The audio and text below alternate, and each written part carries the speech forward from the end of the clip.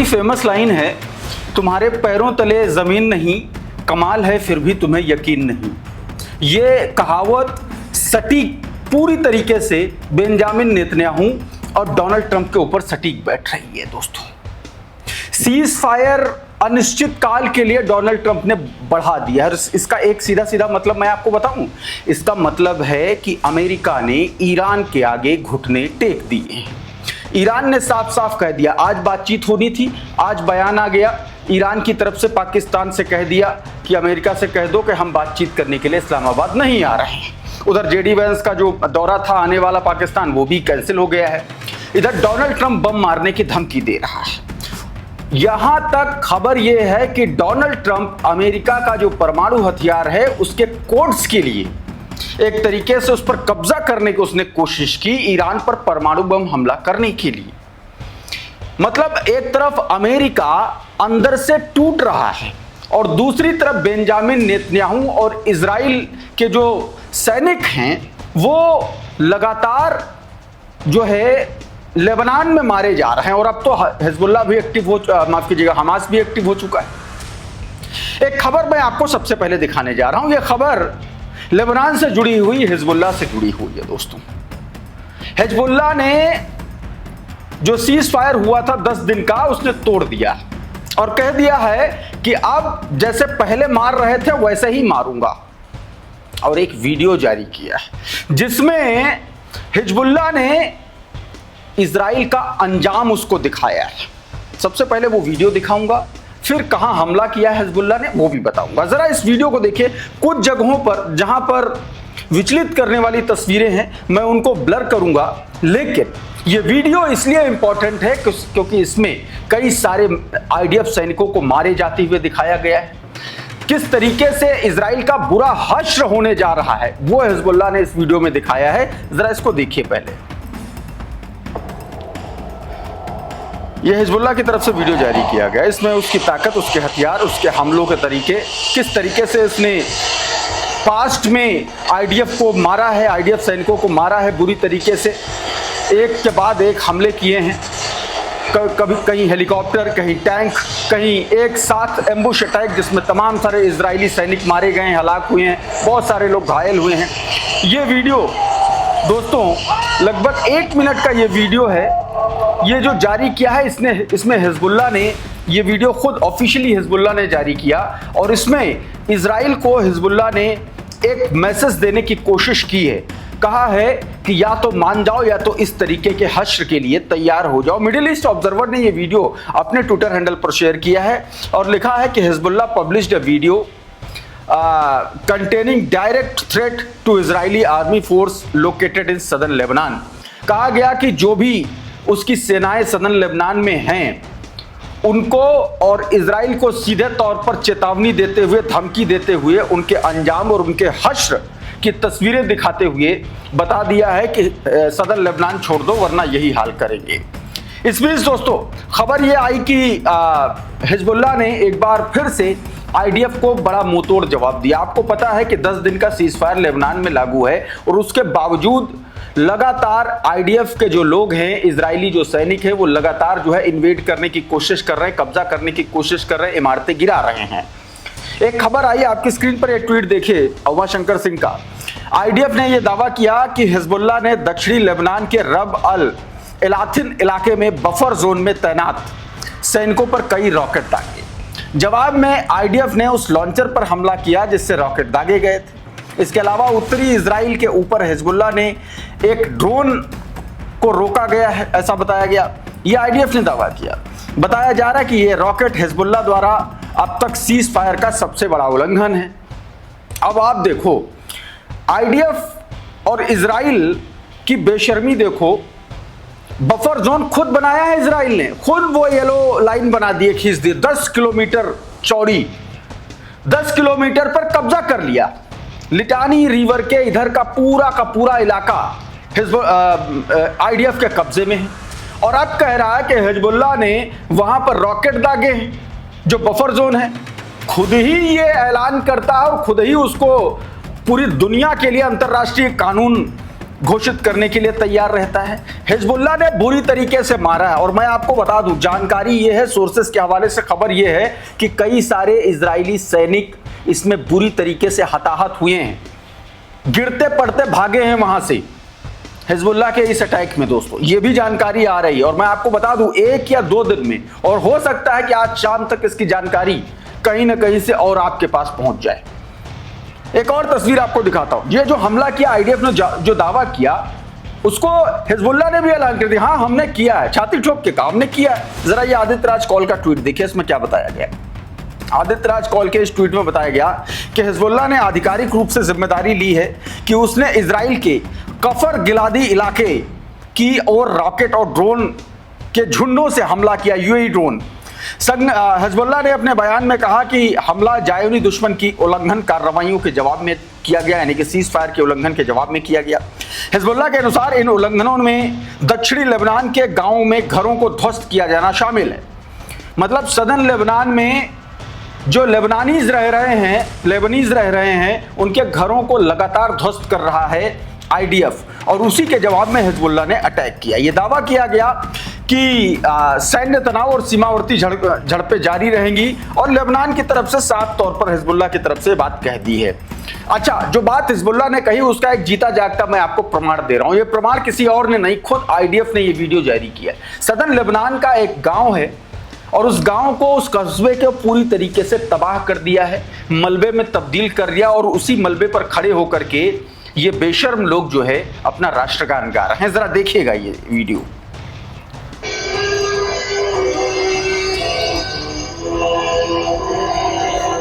देखिए, ये हत्विका जो इनका एक तरीके से इजराइल का जो राष्ट्रगान है उसको गाते हुए नजर आ रहे हैं। उसी मलबे के ढेर पर इजरायली झंडा इन्होंने लगाया हुआ है। एक गांव था सदर्न लेबनान का जिसको पूरी तरीके से इन लोगों ने एक तरीके से मलबे में तब्दील कर दिया है। प्रेस टीवी ने यह वीडियो जारी किया और उसी ने ये तमाम सारी बातें बताई हैं, लिखी हैं।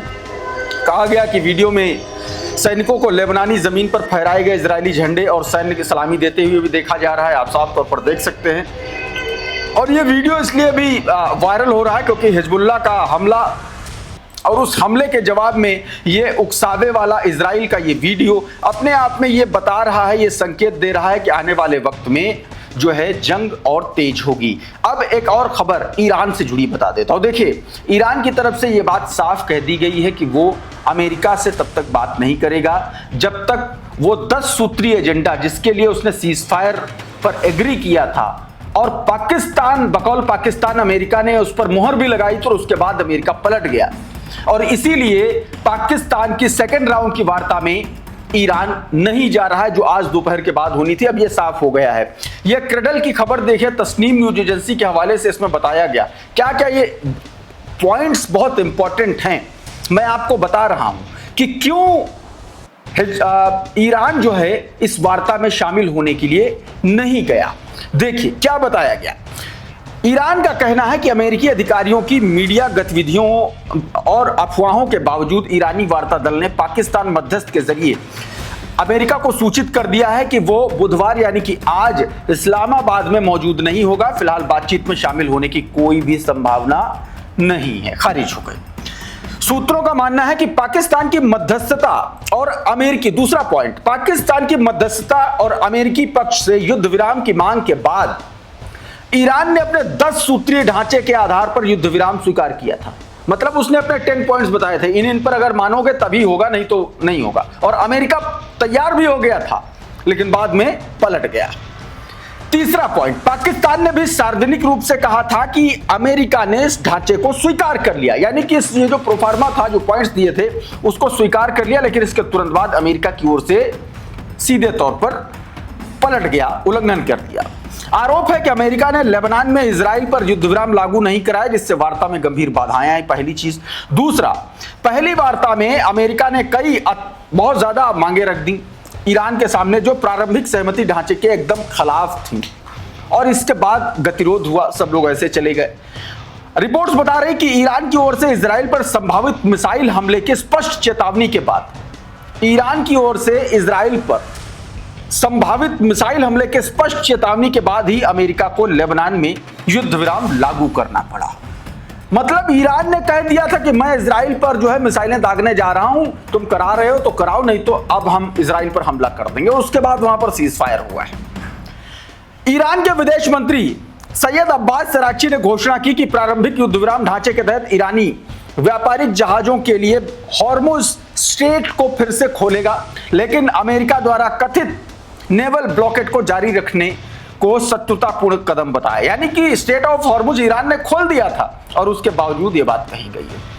आईआरजीसी में सुप्रीम लीडर के जो प्रतिनिधि हैं अब्दुल्ला हाजी, उनका भी एक बयान आया। ये आपकी स्क्रीन पर देखिए, वो बयान क्या दे रहे हैं मैं आपको हिंदी में बता दे रहा हूं, या आपकी स्क्रीन पर जो ये बोल रहे हैं मैं आपको बताता हूं। इन्होंने ये कहा है कि दुश्मन को यह मानना होगा कि हम जीत की स्थिति में हैं और वो हार की स्थिति में है। वो नेतृत्व के निर्देश पर युद्ध का मोर्चा मिसाइल से बातचीत की ओर शिफ्ट होगा तो जनता पूरा समर्थन करेगी। ईरानी जनता हर मोर्चे पर नेतृत्व के साथ खड़ी, यानी कि जंग के लिए ईरान तैयार है। और यह भी कह दिया कि अमेरिका हार चुका है। इस बीच डोनाल्ड ट्रंप का यह ट्वीट आया आपकी स्क्रीन पर। इस ट्वीट में डोनाल्ड ट्रंप ने कहा कि सीज फायर को अनिश्चित काल के लिए बढ़ाया जा रहा है और उसमें बस वही पुराना राग आसिम मुनीर के कंधे पर बंदूक रखी और दाग दी। कहा कि आसिम मुनीर हमसे कह रहे हैं कि ये कर लो तो हम ये कर ले रहे हैं, ये कहा है। और आसिम मुनीर क्यों ये बात कह रहे हैं, ये डोनाल्ड ट्रंप देखिए कितना ख्याली पुलाव बता रहा है। डोनाल्ड ट्रंप ये कह रहा है कि ईरान के भीतर मतभेद हैं गुटों में, कई गुटों में मतभेद हैं, और जब वो लोग सारे पॉइंट्स पर एकमत हो जाएंगे तब आगे की बातचीत होगी, ऐसा आसिम मुनीर कह रहे हैं। डोनाल्ड ट्रंप ने यह बात लिख दी। मतलब डोनाल्ड ट्रंप इतना बेशर्म और बदतमीज टाइप का इंसान है जो पाकिस्तान सीज फायर कराने गया, जो पाकिस्तान ट्रंप के एक मैसेज पर एक तरीके से सीज फायर के लिए तैयार हो गया। यानी कि पाकिस्तान ही ट्रंप है और ट्रंप ही पाकिस्तान है, इस तरीके की स्थिति है आज की तारीख में। तो आसिम मुनीर को भी नहीं छोड़ा, उसने कहा कि तुम भी आओ लपेटे में, और उसने ले लिया लपेटे में। यानी कि ईरान का बुरा एक तरीके से बना दिया। अब इस बीच ईरान में जैसे ही ये सीज फायर बढ़ा अनिश्चित काल के लिए, ईरान में जश्न शुरू हो गया। ईरान में जो है दोस्तों लोग जश्न मनाने लगे और इसको ईरान जो है अपनी जीत के तौर पर देख रहा है। तस्वीरें देखिए, खुर्रम शहर मिसाइल के साथ में ईरान की आवाम जो है तेहरान की सड़कों पर देखिए किस तरीके से जश्न मना रही है। ये खुर्रम शहर मिसाइल और उसके साथ यहाँ पर पूरा का पूरा काफिला निकला। एक और तस्वीर देखिए, ये भी देखिए, ये देखिए किस तरीके से लोग जो है यहाँ पर खुर्रम शहर 4 मिसाइल और इमाद को के साथ में जश्न मना रहे हैं। और ईरान ने इसको ऐलान एक तरीके से कर दिया है कि हम ये जंग जीत चुके हैं। और ये बात एक तरीके से मानी भी जानी चाहिए, क्योंकि अनिश्चित काल के लिए सीज फायर बढ़ना इसका मतलब डोनाल्ड ट्रंप का घुटने टेकना, इसके अलावा और कुछ नहीं। हालांकि उसने कहा कि नेवल ब्लॉकेड जारी रहेगा। दूसरी तरफ इसी नेवल ब्लॉकेड जारी रहने को लेकर के एक और खबर आई, लेकिन उससे पहले एक और ये वीडियो देखिए जरा, ये जश्न का प्रेस टीवी के हवाले से देखिए। तमाम सारे लोग देखिए तेहरान में जो है इंकलाब स्क्वायर पर किस तरीके से लोग इकट्ठा हुए हैं और ये जीत का जश्न है ईरान की मिसाइलों के साथ में। अच्छा, इस बीच ईरान ने एक बार फिर से आईआरजीसी की तरफ से एक वीडियो जारी किया गया जिसमें अमेरिका और इजराइल को धमकी दे दी गई और उसने अपनी ताकत भी दिखा दी। जरा इस वीडियो को देखिए। ईरान ने ये वीडियो जारी करते हुए एक तरीके से मैसेज दिया है, ये संकेत दिया है कि अगर इस बार if the war will resume, तो इस तरीके से ईरान जो है अटैक करेगा और वो उसकी तैयारी के तौर पर ये वीडियो उसने जारी किया। दोस्तों एक और तस्वीर मैं आपको दिखाता हूं अमेरिका की क्या तैयारी है। ये जरा ये मैप देखिए, ये बता रहा है कि मिडिल ईस्ट में अमेरिका अपनी बाड़ेबंदी बढ़ा रहा है, अपने जंगी जहाज़ों को तैनात कर रहा है, अपने एरियल रिफ्यूलिंग टैंकर्स को तैनात कर रहा है।